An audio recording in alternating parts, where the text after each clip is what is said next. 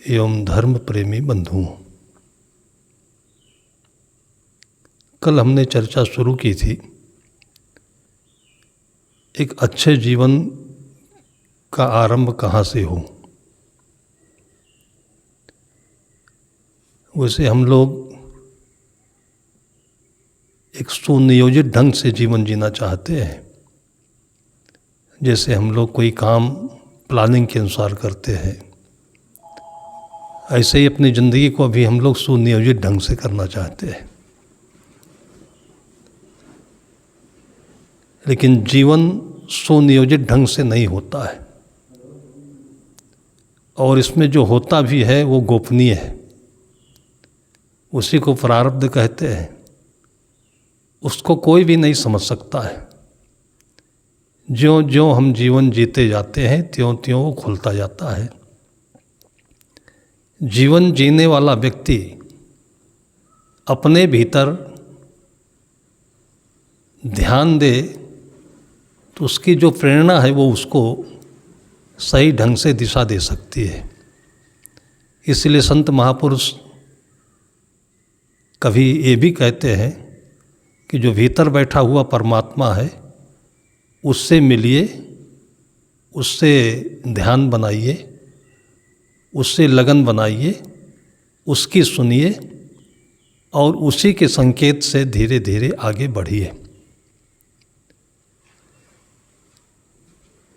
यदि हम ये चाहें कि हमको ये मिल जाए वो मिल जाए, जैसे कोई बिजनेस करना चाहते हैं, तुम प्लानिंग के तहत बैंक से लोन लेकर के या माता पिता की संपत्ति से कुछ ले करके एक दुकान खरीदते हैं, फिर उसमें सामान लाते हैं, फिर शोरूम बनाते हैं और फिर उसके बाद बिजनेस शुरू करते हैं। ऐसे ज़िंदगी नहीं जी जा सकती है। इसमें जो कुछ हम अपने शरीर के से जन्म के साथ पाए हुए हैं वही हमारी पूंजी है, और इस पूंजी को स्वीकार करना ही जीवन की सबसे बड़ी पूंजी है। यदि हम इसको आलोचनात्मक ढंग से, समीक्षात्मक ढंग से इसको देखते हैं तो इसमें तमाम कमियां निकलेंगी, दूसरे से तुलना करेंगे तो ये जो कुछ मिला हुआ है ये सिवाय बिगड़ने के इससे कुछ बन नहीं सकता है। लेकिन जो जीवन मिलता है हमारा वो ये समझने योग्य नहीं होता। उस समय शुद्ध तो होता है लेकिन उसका हमें बोध नहीं होता है। और ये चीज़ लगभग बहुत कुछ हमारे माता पिता पर निर्भर करता है। उनके विचार, उनके संस्कार और घर का वातावरण इस पर निर्भर करता है कि हमारे भीतर की शक्ति का रूपांतरण कैसे हो। इसलिए भारतीय संस्कृति में माता पिता को बहुत ऊंचा पद मिला। इनको ब्रह्मा और विष्णु के नाम से भी पुराणों में व्याख्यायित किया गया। ब्रह्मा का तात्पर्य होता है जिसने सृष्टि को बनाया, तो सृष्टि का एक इकाई है मनुष्य का जीवन, इसको माँ ने जन्म दिया है। और विष्णु का अर्थ होता है जो सृष्टि के संचालन में सहयोग करता है, तो उसकी जगह पर पिता होते हैं। पिता और माता और उनका जो घर है, परिवार है, वातावरण है, ये हमारे लिए पूंजी है, ये रॉ मटेरियल है। वो जैसे होगा उसको बिना चाहे, बिना बताए, बिना कहे हम लोग अपने आप, एक बच्चा अपने आप उसको स्वीकार करता है, पाता रहता है और उसी में पलता है और बढ़ता है। स्कूल की जो शिक्षा पद्धति है या जो शासन पद्धति है कि हम बच्चे को सामने बैठ करके बोलते हैं, वो याद करता है, पढ़ता है, फिर वो बनता है, ऐसे जीवन नहीं बन सकता है। वो तो केवल एक प्रायोजित योजना है।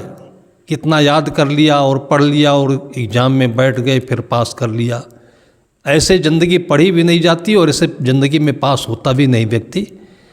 इसलिए अच्छे अच्छे कंपटीशन में क्वालिफाइड करने के बाद भी देखा गया है कि बहुत लोग ज़िंदगी में हार जाते हैं, मायूस हो जाते हैं, गलत रास्ते पर चल जाते हैं और कभी कभी तो आत्महत्या भी कर लेते हैं, जीवन असफल हो जाता है। जीवन स्वाभाविक रूप से अपने आप में होता है, इसलिए जीवन का एक नाम स्वयंभू भी है। उस स्वयंभू को कहते हैं जो अपने आप होता है, चाहने से नहीं होता है, किसी के कोशिश करने से नहीं होता है, अपने आप होता है। जैसे एक पौधा है वातावरण में, उसको अच्छी हवा मिले, धूप मिले, पानी मिले, और मिले नहीं बल्कि होता ही है। और बीज पृथ्वी का स्पर्श पा करके अंकुरित होता है, फिर सब कुछ है, धीरे धीरे अपने आप उसका विकास होना है, उसमें फूल आना है, फिर फल आना है। ऐसे ही हमारे जीवन में जो होता है वो स्वतः होता है। अब इसमें माता पिता कैसे मिले, ये हमारे चाहने पर नहीं हो सकता है। माता पिता जो मिलते हैं इसलिए इनको प्रारब्ध में गिना जाता है। इनकी गणना हमारे इच्छित पदार्थों में नहीं होती है, ये हमारे प्रारब्ध के अनुसार अच्छे हों तो जैसे भी हों वो मिल गए होते हैं। इसलिए भारतीय संस्कृति में जो महत्वपूर्ण स्थान है समाज के लिए, वो माता पिता को माना गया, और उनके लिए निर्धारित कुछ ऐसे कर्मकांड हैं, कुछ धारणाएं हैं, कुछ संस्कार हैं, कुछ जीवन की पद्धति है, दिनचर्या है। बाद में इन्हीं सबको मिला करके शास्त्र कह दिया गया, धर्मशास्त्र कह दिया गया। दुर्भाग्य है कि ऐसे धर्मशास्त्र जो जीवन को विकसित करने, शुद्ध करने के काम में आते हैं, उनको भी सांप्रदायिक बोल दिया गया। ऐसा नहीं कि एक हिंदू व्यक्ति ही अच्छा जीवन जिए, और वो पानी पीता है उसका एक नियम है, वो भोजन करता है उसका एक नियम है, तो जो सिख परिवार का व्यक्ति है उसके लिए भोजन का दूसरा नियम होगा, ईसाई परिवार का व्यक्ति है उसको पानी पीने का दूसरा नियम होगा, और मुसलमान परिवार का व्यक्ति है उसको धूप की ज़रूरत नहीं होगी, पानी की ज़रूरत नहीं होगी। ये दुर्भाग्य है कि हम लोगों ने अपने आप को एक संकुचित घेरे में रख करके अपनी हत्या कर ली, अपने मन को एक संकीर्णता के कवच में बंद कर दिया। मनुष्य मात्र के लिए जो सृष्टि में जन्म लिया हुआ है, ये सृष्टि एक व्यापक भूमिका है, इसलिए इसको भी एक माँ कहते हैं, जिसको प्रकृति माँ के नाम से जाना जाता है। इनके जितने तत्व हैं इनको देवता या देवी के नाम से जाना जाता है। स्त्रीलिंग है तो देवी कहा गया, पुल्लिंग है तो देवता कहा गया। देवी देवता का मतलब यही नहीं होता है कि कोई सामने खड़ा हो और हम मांगे वो दे। मांगना और देना तो धंधा है, ये देवी देवता का काम नहीं है और शिष्य का काम नहीं है। एक भक्त जो होता है, भक्त का अर्थ होता है किसी से जुड़ा हुआ। तो हम तन से हैं, मन से हैं, आत्मा से हैं। तो तन से शरीर, और शरीर हमारा पंच तत्वों से है जुड़ा हुआ। मन हमारा संस्कारों से है, संस्कार वातावरण से है, संगत से है जुड़ा हुआ। और आत्मा है ये स्व से जुड़ा हुआ। और ये जो योग है जो जुड़ा हुआ है ये भक्त है। भक्त और विभक्त, विभक्त का मतलब होता है अलग हुआ, और भक्त का मतलब होता है जुड़ा हुआ। अब कुछ लोग कहते हैं कि नहीं भक्त होना ही होना चाहिए, इसकी क्या ज़रूरत है। भक्ति का सही अर्थ न समझ पाने के कारण से फिर शाब्दिक अर्थ उसके लोगों को विवाद की तरफ ले गए, नासमझे की तरफ ले गए, फिर ऐच्छिक हो गया और इसलिए दुनिया भटक गई। भक्ति शब्द का जो सही पर्याय है, अर्थ है, वो हमें जहाँ से सब कुछ मिल रहा है, और देने से नहीं मिल रहा है, लेने से नहीं मिल रहा है। वायु हमको देता नहीं ऑक्सीजन, और हम लेते भी नहीं। ये हमारा शरीर सिस्टम अपने आप ऐसा बना हुआ है कि ऑक्सीजन जो वातावरण में है वो हमारे पास है और हम उसको ले रहे हैं, इसलिए उसको हम देवता के रूप में मानते हैं। हम चूँकि एक मनुष्य हैं, मन वाले हैं, इसलिए एक मनुष्य के अंदर में जो व्यक्ति की योग्यता होती है, जो एक व्यक्ति होता है या अपने भावनाओं को व्यक्त कर सकता है, उसी को पर्सन कहते हैं। तो वायु को भी, सूर्य को भी, जल को भी, प्रकृति को भी एक व्यक्ति के रूप में देख करके, जिसको इंग्लिश में पर्सनिफिकेशन कहते हैं, उससे बातचीत किया, उसका एक नाम रखा गया। उसको देवता कह दिया गया, देवी कह दिया गया। अब देवी देवता केवल हिंदू मानते हैं तो इसका तात्पर्य ये नहीं है कि मुसलमान है उसको पानी पीने की ज़रूरत नहीं, जल देवता नहीं माने वो। वृक्ष देवता हैं, हमको ऑक्सीजन देते हैं, तो मुसलमान को ज़रूरत नहीं है। शब्दों का अर्थ न समझ पाने के कारण से हिंदू, मुसलमान, ईसाई के एक कवच में बंद होकर के हम लोगों ने अपना बहुत नुकसान किया है। जो हमारी परंपराएं हैं, वो परंपराएं एक वातावरण में बनी हैं, तो हो सकता है कि जहाँ का जैसा वातावरण हो, वहाँ की परंपरा वैसे बनी हो। उस परंपरा में जो आज हम जी रहे हैं, तो हमारे वातावरण का अर्थ निकालें हम, तो बहुत कुछ उसमें हमारे जीवन के लायक की चीज़ें मिल सकती हैं। उसके मूल में माता पिता और परिवार, ये हमारे मन के संस्कारों के लिए सबसे अच्छी पृष्ठभूमि है, एक गमला के समान काम करता है। और शरीर के लिए जो पृष्ठभूमि है वो प्रकृति है, प्रकृति के तत्व हैं, और उनके बीच में रह कर के हमारा शरीर स्वस्थ रहता है। और आत्मा जो हमारी है वो हमारे अंदर में स्थिर हो। आत्मा की शक्ति मन है। मन से हम चारों तरफ से जुड़ते हैं, लोगों से, प्रकृति से जुड़ते हैं, लोगों से जुड़ते हैं। गलत जोड़ते हैं तो गलत मन बनता है, या गलत मन बनता है तो गलत जुड़ जाते हैं। और वातावरण सही होता है तो हमारा मन अच्छा होता है। ये दोनों एक दूसरे के पूरक हैं। अच्छे वातावरण से अच्छा मन मिलता है, अच्छे माता पिता और अच्छे परिवार से अच्छे संस्कार मिलते हैं, वही अच्छा वातावरण होता है। अब ये सिस्टम स्वाभाविक है, इसी को स्वयंभू कहा गया। इसको जो जानता है, समझता है, उसी को गुरु कहा गया, और उसी का एक नाम महेश रखा गया, शंकर रखा गया। ब्रह्मा जो सृष्टि का जन्म देता है, बनाता है, निर्माता है, और विष्णु जो सृष्टि का पालन पोषण करता है, ये माता पिता हो गए। इन दोनों के बीच में जो परिमार्जन की आवश्यकता होती है, सुधार करने की आवश्यकता होती है, कि परिवार में मनुष्य है, मनुष्य के साथ मन है, उसका व्यवहार कैसा है, संस्कार कैसा है, क्या खाता है, कैसे करता है, इसको जो वाच करता है, इसको जो दृष्टा होकर देखता है, वो अंतःकरण से शुद्ध है, उसका मन शुद्ध है, उसकी आत्मा में स्थिरता है, वही सही देखता है। और इसलिए वो देख करके इसको लिपिबद्ध करता है, वचनबद्ध करता है, एक शास्त्र बनाता है, और वही गुरु के रूप में हम जानते हैं और हमारे जीवन के काम में आता है। इस प्रकार से हमारी भारतीय परंपरा में एक अच्छे जीवन के लिए माता पिता और गुरु की आवश्यकता बताई गई। वैसे भी देखा जाए तो माता पिता गुरु एक तीन शक्ति हैं, जिससे मिलकर के संपूर्ण सृष्टि का संचालन होता है। एक शक्ति है, ब्रह्मा के रूप में जाना गया तो निर्माण शक्ति माना जाता है, जिसको जनरेटर कहते हैं। एक शक्ति है जो आपस में मिल करके निरंतर ऊर्जा का उत्पादन करती है, उसको ऑपरेटर कहते हैं। और एक शक्ति है जो इनके बीच में जो क्षरण होता है उसका परिमार्जन करता है, शुद्ध करता है, या इनको बिगाड़ करके फिर नया रूप देता है, उसको डिस्ट्रॉयर कहते हैं।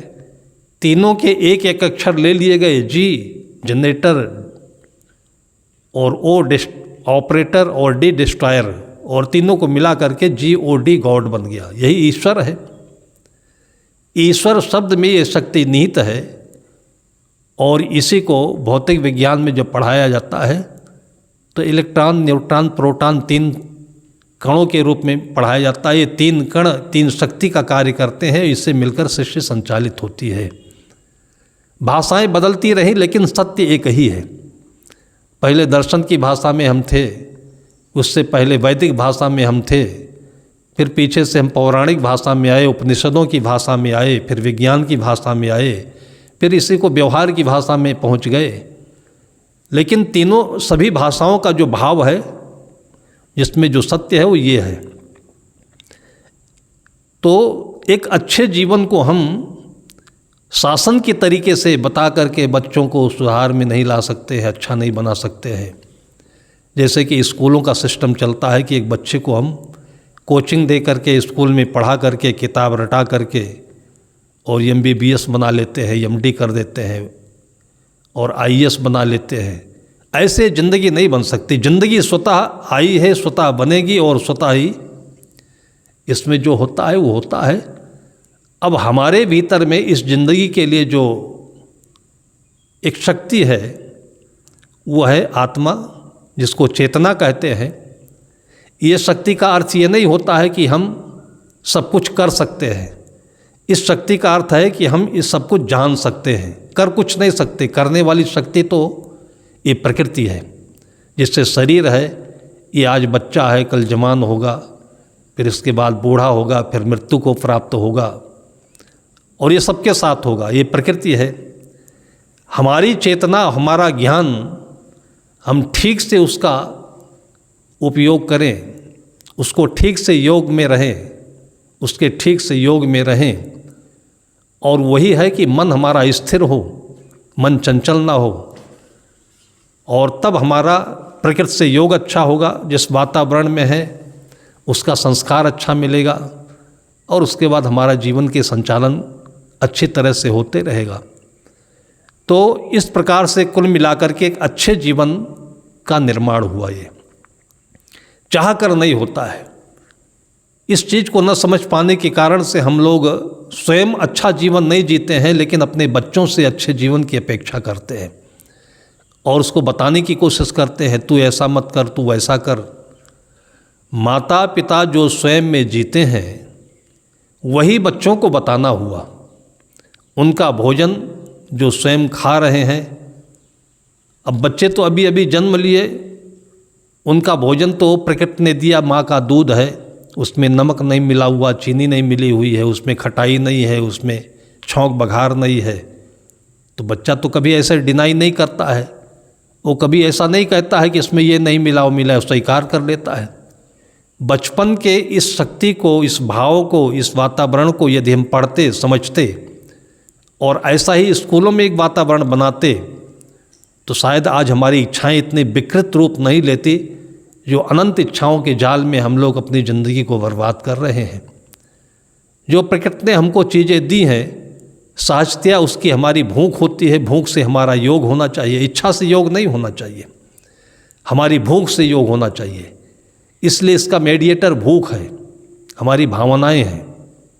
और भूख से पहचान भी होती है। भूख सही होगी तो भोजन अच्छा होगा, भूख सही नहीं है तो छौंक लगाना पड़ेगा, फिर चटनी देना पड़ेगा, फिर ये करना पड़ेगा और उसके बाद ये सारी चीज़ें हमारे शरीर को बिगाड़ती हैं। तो ये चीज़ें बताने की आवश्यकता नहीं है। बचपन के बाद जैसा एक वातावरण मिला है उसी को समझ करके उसी को बनाए रखना हमारे जीवन की साधना है, वही सही ज्ञान है। इसलिए कहते हैं कि जैसे जगह माई बाप वैसे होके लड़िका, जैसे जगह घर द्वार वैसे होके खरिका। अब माता पिता इस चीज़ को नहीं समझते हैं और धर्म को एक संप्रदाय में, एक मत में ईसाई बन जाना, मुसलमान बन जाना, हिंदू बन जाना या गुरु बना लेना, ये परंपराएं हैं, इतने तक सीमित रह जाते हैं। केवल एक मुसलमान बन जाने से, ईसाई बन जाने से कोई व्यक्ति सच्चा सद्गृहस्थ नहीं बन सकता है, सच्चा व्यक्ति नहीं बन सकता है, स्वस्थ व्यक्ति नहीं बन सकता है, अच्छा व्यक्ति नहीं बन सकता है। कोई राधा स्वामी में जा रहा है, कोई ब्रह्मा कुमारी में जा रहा है और सब अपने अपना आकार लेकर के एक दूसरे को छोटा बड़ा साबित करने में लगा हुआ है। ये सब अपने ही मन का जाल है, अपने मन का जंजाल है। जो हमारी चीज़ है उसको हम समझें, वो जीवन है और उस जीवन में एक संतुलन होना चाहिए। जैसा कि हमें प्रकृति की ओर से मिला हुआ है, पूरी प्रकृति संतुलन में चल रही है और यही प्रकृति का विज्ञान है। और आज के विज्ञान में इसी का फोकस होना चाहिए था, क्योंकि इस विज्ञान की जो परिभाषा करने वाले लोग हैं वो भी मन के जाल में फंसे हुए लोग हैं, इंद्रियों से आसक्त हैं, लालची हैं। कोई पैसा कमाने के लिए, कोई पद के लिए, कोई प्रतिष्ठा के लिए एक नई चीज़ का आविष्कार कर देता है, समाज में उसका सामान बन जाता है, उसकी बिक्री करता है, वो पैसा कमा रहा है और लोगों की ज़रूरत नहीं है फिर भी वो खरीद रहा है और अपनी शौक़ें पूरी कर रहा है और ज़िंदगी की बर्बादी हो रही है। प्रकृति में, शरीर में, जीवन में उसकी आवश्यकता है कि नहीं, उसका योग सही हो रहा है कि नहीं हो रहा है। घरों में बहुत सारी चीज़ें ऐसे हैं कि पैसा लगा करके ली जाती हैं, उसका कोई योग नहीं होता, उपयोग नहीं होता है, केवल मन के शौक़ के लिए, और इसी में जीवन का खून निचोड़ा जाता है। ज़िंदगी परेशान है, एक ज़िंदगी परेशान है तो तमाम लोगों से दुराचार करके, रिश्वत ले करके, एक बिगड़ा हुआ मन जहाँ रहेगा वहाँ बिगड़ करके लोगों को परेशान करेगा और स्वयं परेशान रहेगा। इस तरीके से यह समाज पूरा एक दूसरे को दुखी रहता है, दुख देता रहता है। तो सहज रूप में एक माता पिता जो धन कमाने की ओर, पैसा कमाने की ओर, जिसको आज उन्नति कहते हैं, सुख समृद्धि की ओर चल रहे हैं, उसका सही अर्थ यह है कि वो एक स्वस्थ जीवन जी रहे हों। हमारी सारी दौलत, हमारा सारा धरोहर ये प्रकृति है और प्रकृति की चीज़ें हैं, ये हमारे लिए हमेशा खुले हैं। जितनी भूख हो इनसे हम वो चीज़ लें। योग करने के लिए हम खेती में रहें, बाग बगीचों में रहें, श्रम करें, और ये नहीं है तो जो फिर दूसरे उपाय हैं आधुनिकता के अनुसार, आधुनिक परिवेश के अनुसार नौकरी करते हैं, उससे हम पैसा लेते हैं, पैसा किसानों को देते हैं, किसानों से अपने जीवन की चीज़ें लेते हैं। केवल पैसा धन नहीं है, वो कमाना हमारा कोई बड़प्पन नहीं है। हमारी जो जीवन की सही क्रिया विधि है, एक अच्छा जीवन जीना है, और उसके लिए हम तन मन वचन से जहाँ जैसी योग्यता हो वैसा ही कार्य करें। लेकिन हमारा जो सच्चा धन है वो जीवन है, और हमारे जीवन के लिए चारों तरफ जो प्रकृति फैली हुई है उनसे योग करें।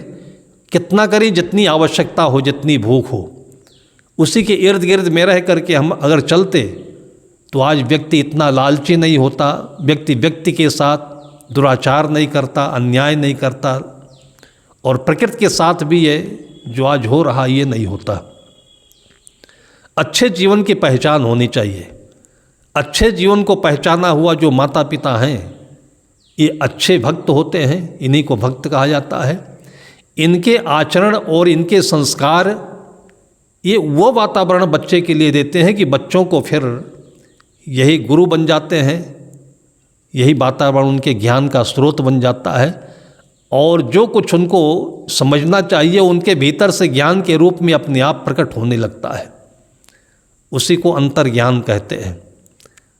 अब इसको बनाने में संत गुरुजनों का जो योगदान है, संत गुरुजन का मतलब जो स्वयं में अपने इस परिस्थिति को, वातावरण को, जीवन को समझ करके और उसमें अपनी साधना बनाया और सरलता से जी रहे हैं और संतुलन से जीवन यापन कर रहे हैं, उनको जो अपना इष्ट मानता है, आदर्श मानता है, वो परिवार वैसे ही पैटर्न पर, वैसे क्रिया विधि पर, वैसे ही आचार विचार पर चलता है, और उस परंपरा में जो बच्चे होते हैं उनके अच्छे जीवन का मार्गदर्शन होता है, मार्ग प्रशस्त होता है।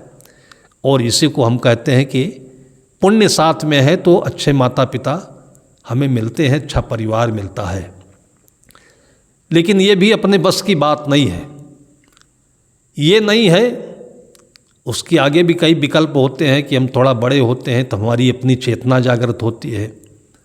अगर सही रास्ते पर हमारे माता पिता नहीं थे तो जब आगे बड़े होते हैं तो जो हमारी चेतना होती है वो सही गलत का निर्णय करने लगती है, और माता पिता ने कुछ गलत किया हुआ है तो हमें एहसास होता है।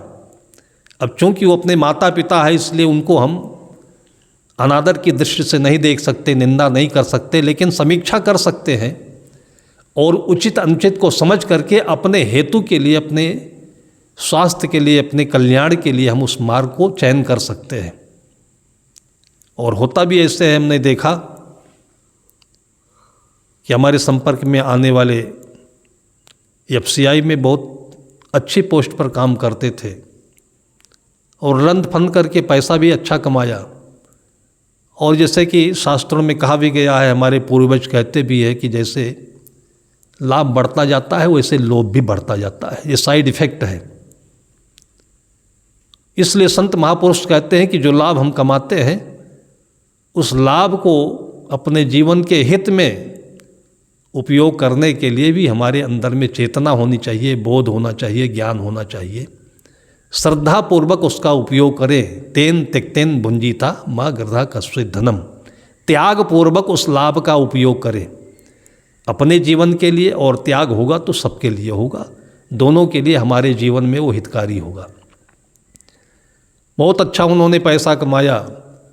जब लोभ पैदा हुआ तो उनका दूसरा भाई घर गृहस्थी करता था, खेती किसानी करता था, तो बुद्धि उतनी विकसित नहीं हुई। विकसित होने का मतलब चालाक नहीं हुई कि पैसे की पकड़ हो, लालच हो। अपना सादा जीवन वो जी रहा था। जब हिस्से का बंटवारा होने लगा तो उसमें उसने अपने अधिक बुद्धि का दुरुपयोग किया, फिर चालाकी करी। और किसके लिए करी? बस ऐसे कि जैसे आदमी स्वाभाविक आदतन करता है बच्चों के लिए, और कुछ है ना समझ के कारण से अपने इंद्रिय भोगों के लिए करता है। और ये दोनों हमारे परिणाम के लिए, भविष्य के लिए दुखदायी होते हैं। दूसरों का देखकर भी जान सकते हैं, इसलिए जो उदाहरण दिए जाते हैं समाज के दिए जाते हैं। अब ऐसा कुछ करके उनके बच्चे बड़े हुए और उसके बाद उनके बच्चे हुए 3, फिर बड़े हुए तो उनमें भी आपस में बंटवारा होने लगा। तो जो उनको चालाकी करने की आदत थी तो बच्चों के साथ भी उन्होंने की चालाकी। फिर बच्चे भड़के। फिर वो छोटा भाई हमसे बता रहा था कि उनके बच्चे ही बीच सभा में, गांव के पंचायत में जो बुराई की उनकी और जो फटकार लगाई अपने पिता के लिए कि तुमने अपने छोटे भाई के साथ में जो चालाकी करके घर बर्बाद किया है, आज उसी चालाकी की आदत की वजह से हम भाइयों को भी आप बर्बाद कर रहे हो। न सुखपूर्वक आप जियोगे न सुखपूर्वक हम लोगों को जीने दोगे। छोटे भाई ने कहा कि साहब जी, हम लोग जो संतुष्टि से जीवन जिए हैं उनकी तुलना में हम बहुत छोटे माने जाते हैं, लेकिन जब हम अपने आत्मा से, अपने जीवन से अपनी तुलना करते हैं तो हम परम सुखी लगते हैं। जो अपने जीवन के लिए आवश्यक चीज़ें चाहिए वो हैं, कमा रहे हैं, खा रहे हैं, ठीक से सो रहे हैं और अंदर से संतुष्ट हैं। तो ये चीज़ें उदाहरण से हम नहीं सब सीख पाते हैं, लेकिन चेतना हमारे भीतर में जो है वो खुले तो इस चीज़ को हम देख सकते हैं, समझ सकते हैं। और ये चेतना खुले, इसका बोध कोई कराए, उसी को हम गुरु कहते हैं। वो जो हमारी पहचान देते हैं, और वो पहचान हो जाती है तो फिर हम दूसरों की नकल में, दूसरों के लालच में, दूसरों की प्रतियोगिता में, कंपटीशन में काम नहीं करते हैं। पैसा नहीं कमाते, नौकरी नहीं करते, जो कुछ भी करते हैं वो अपने जीवन के संकेत से करते हैं, अपने जीवन के लिए करते हैं। और अपने जीवन के लिए किसी को कुछ भी कम नहीं होता है।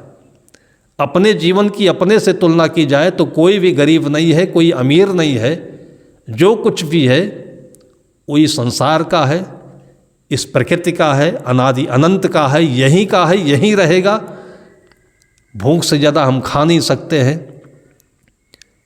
और प्यास से ज़्यादा पी नहीं सकते हैं, और बाहर जो कुछ रखा हुआ है उसके साथ हम कभी भोग नहीं कर सकते हैं। भोग का मतलब उसको अपने छाती पेटे भर नहीं सकते हैं। देखते देखते कितना सोना है, इतना पैसा है, इतना रुपया है, इतनी ज़मीन है, क्या करेंगे देख करके। और एक फीलिंग होगी, दूसरों को हम धाक जमाने के लिए बातें करते रहेंगे, लेकिन इससे अपना मन बिगड़ता है, होता कुछ नहीं है। और ऐसा चिंतन हजारों वर्षों से जिन लोगों ने किया और करके इससे वो अपने को बचाए, इससे ऊपर उठे, तटस्थ हुए, एक अच्छा जीवन पाया, जिया, उन्हीं को हम वाल्मीकि कहते हैं, उन्हीं को हम व्यास कहते हैं, उन्हीं को संत कहते हैं, उन्हीं को गुरु कहते हैं। उन्हीं को हम अपने अपने जहाँ समुदाय में रहते हैं हम अपना अच्छा पूर्वज मानते हैं। लेकिन वो सब अलग अलग नहीं है, वो एक अच्छी ज़िंदगी है, अच्छा जीवन है। जीसस क्राइस्ट अलग नहीं है, मोहम्मद अलग नहीं है, शंकराचार्य अलग नहीं है। ये सब एक मनुष्य हैं और इनके ज़िंदगी की जो कहानी है वो राम में सब ला करके रख दी गई कि जिस त्याग से राम ने अपने परिवार में अपने जीवन का भविष्य बनाया, आचरण किया, और जैसे महात्मा बुद्ध ने किया, महावीर ने किया, तो उनके अंदर का जो भाव था इस संसार सृष्टि में आकर के कि त्याग पूर्वक जीवन जीना है, और वो हमारे लिए आदर्श होता है। उनके साथ कुछ नहीं गया, वो ले नहीं जा सके, तो हमारे साथ भी कुछ नहीं जाएगा। भोग और त्याग के बीच में जो हमें अनुभव मिलता है वही हमारा ज्ञान है और वही धन है।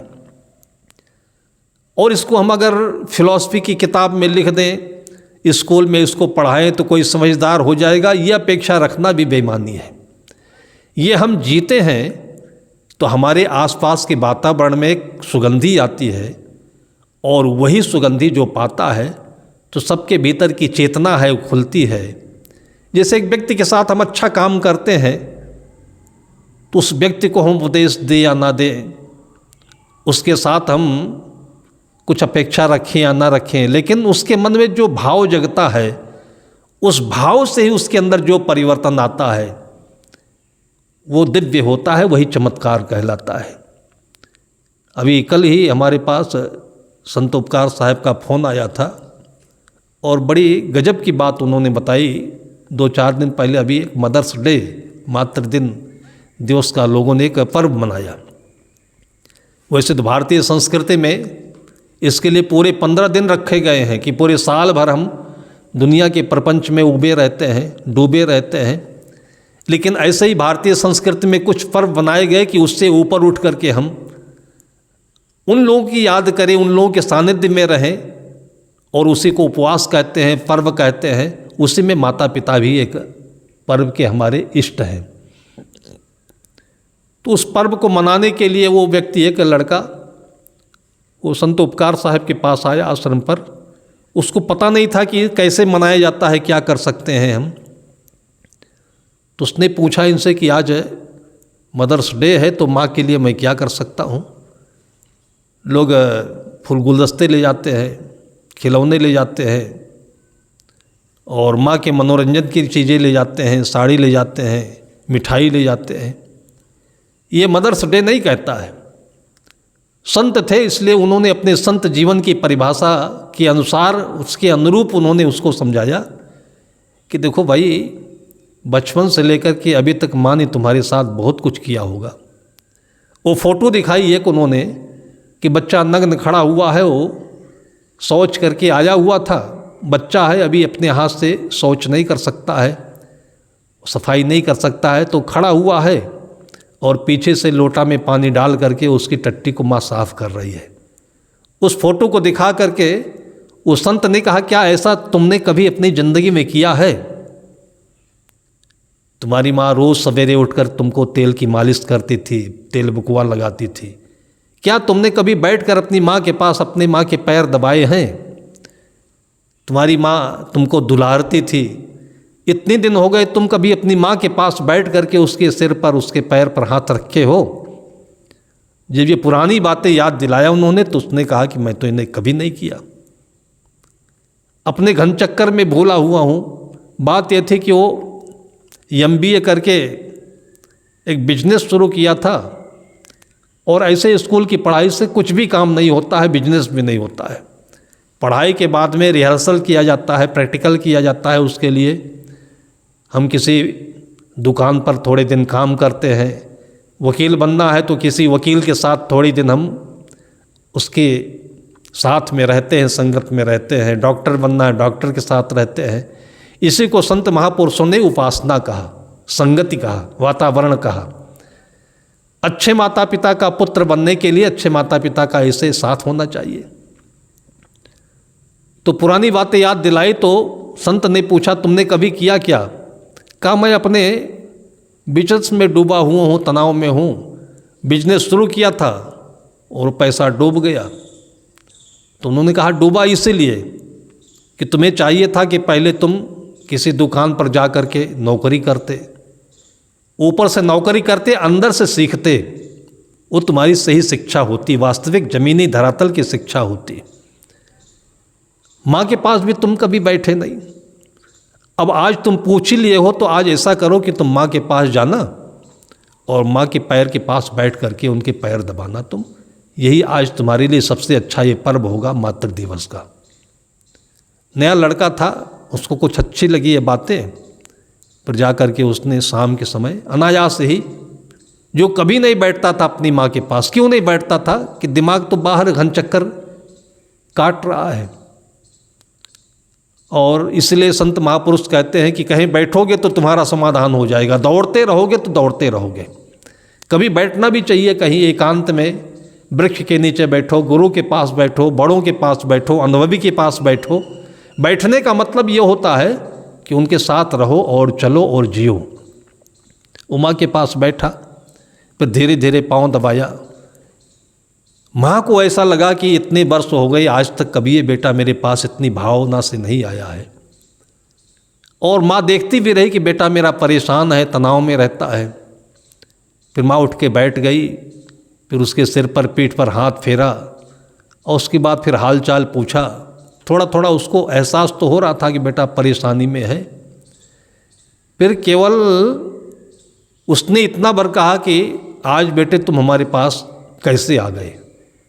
उसने कहा कि मैंने सुना था कि आज मातृ दिवस का एक पर्व है, तो मुझे एक गुरु मिल गए, उन्होंने बताया कि माँ की तुमने कभी सेवा की है, वही मातृ दिवस का अर्थ है, तो मैं आपके पास आ गया।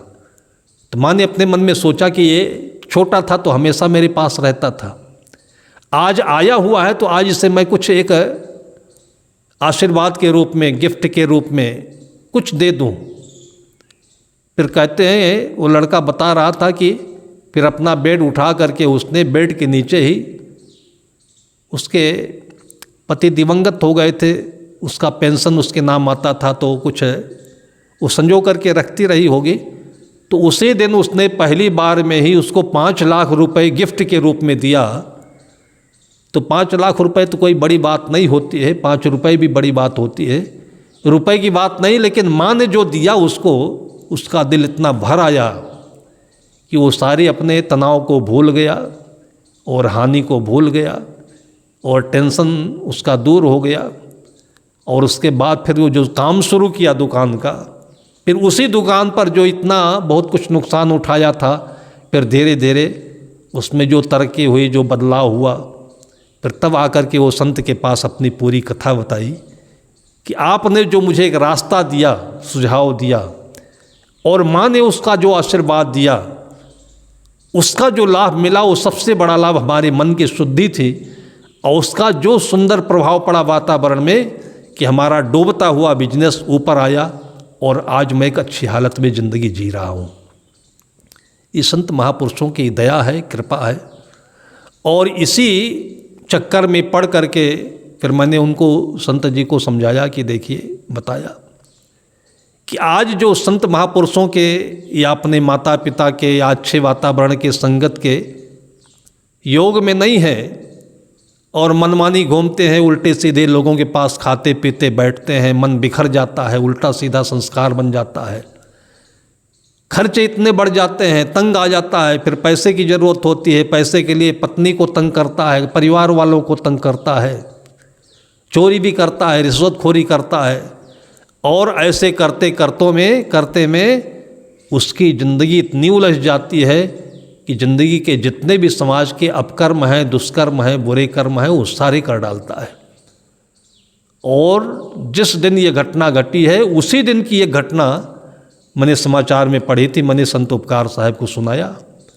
सीतापुर जिले में 2 भाइयों में महीनों से तनाव चल रहा था।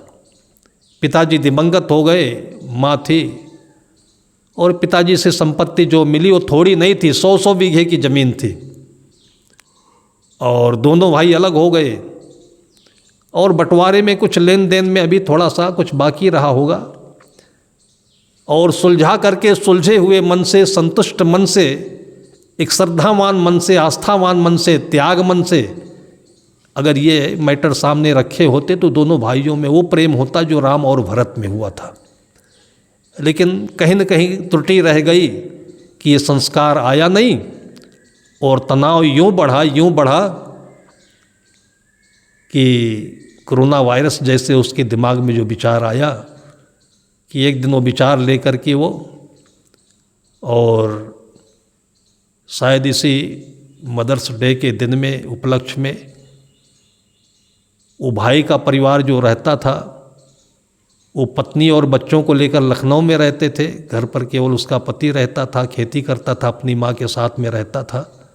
सब इकट्ठे हुए थे और दूसरा भाई जो बिगड़ा हुआ या उसके मन में जो ये लालच के कपट के भावनाएं आई, उससे प्लानिंग बना करके रात्रि में उसके घर पर जा करके पहले बिजली काट दी, फिर हथौड़े से बारी बारी करके माँ को मारा, भाई को मारा, भाभी को मारा, 3 बच्चे थे उनको मारा और फायरिंग करके मारा, हथौड़े से मारा। और उसके बाद सवेरे लोगों को बताया कि ये जो हमारा भाई है, ये नशेड़ी है, ये विकृत मनवाला है, इसने पूरे परिवार की हत्या कर दी। लेकिन जो सच है वो छुपता नहीं है, कहीं न कहीं वो निकलता है। और 2 दिन के बाद में सब पूरा सच सामने आया और पकड़ा गया वो। आज यदि उसके अंदर में कोई गुरु बसे होते, भारतीय संस्कृति के कुछ संस्कार होते, जो संत के पास गए होते, एक ही दिन की ये दोनों घटना है। ये घटना हरियाणा की है जो चमत्कार हो गया कि माँ ने उसको आशीर्वाद दिया, और ये घटना उत्तर प्रदेश में सीतापुर की है कि एक ही क्षण में जो दुर्विचार मन में आए, उसने अपने भाई के पूरे परिवार का विनाश किया। महाभारत तो हम लोग काल्पनिक मानते हैं, ये एक ही रात में पूरा महाभारत उसके घर में घटा। इतना बढ़िया वो मकान बना हुआ है, 100 बीघे की खेती है, उसके लालच में इसने जो काम किया, अब उसका परिणाम तो आगे आने वाले समय में होगा। और ऐसे ही दुनिया में कमोबेश इतना बड़ा जघन्य अपराध तो सब नहीं कर पाते, लेकिन जितना करते हैं वो अपने जीवन के लिए कम नहीं होता है। जीवन भर इसी कुसंग में, दलदल में और तनाव में और कुत्सित वातावरण में हमारी ज़िंदगी बीतती रहती है। आज सत्संग की आवश्यकता इसलिए लोगों को है कि जो जहाँ पर भी हैं अपनी चेतना को खुलने का एक अवसर दें, और ये अवसर है। कहीं न कहीं अच्छे लोग मिलते हैं, उनसे जुड़ें, और अपने जीवन में जो विपरीत परिस्थितियाँ आती हैं, अपने को चोट लगती है, किसी ने अपने साथ में कोई बुराई करी हुई है, उसके अगेंस्ट में ना सोच करके, बल्कि उससे हम स्थिर होकर के देखें तो नई चेतना उत्पन्न होगी, नया रास्ता मिलेगा, और वहीं से हमारे जीवन के उत्थान का पथ प्रशस्त होगा, और इसी से हमें ज्ञान मिलता है। इसलिए संत महापुरुष कहते हैं कि जीवन जीने से ही ज्ञान मिलता है। इसमें जो अच्छाइयाँ बुराइयाँ हैं, ये दोनों हमारे ज्ञान के लिए साधक हैं। बुरे को बुरा नहीं समझना चाहिए, और जिसको हम अच्छा कहते हैं, ये अच्छा हमें तभी अच्छा लगेगा, जीवन अच्छा होगा, जब हम बुराइयों को भी अपने अंदर में न ले करके दूर से उसको तटस्थ होकर के देखेंगे, परेशान ना होकर के, ऊब नहीं करके, और उसको हम अपनी खुली आँखों से पहचानेंगे, तो जहाँ भी रहेंगे, कम हो ज़्यादा हो, नौकरी हो या ना हो, छोटा घर हो बड़ा घर हो, जैसा भी हो, वहीं से हमारे जीवन का मार्ग, अच्छे जीवन का मार्ग प्रशस्त होगा। सत्संग इसी के लिए, हमारे जीवन के लिए बहुत उपयोगी है। आज इतनी चर्चा करके मैं अपनी वाणी को विराम देता हूँ।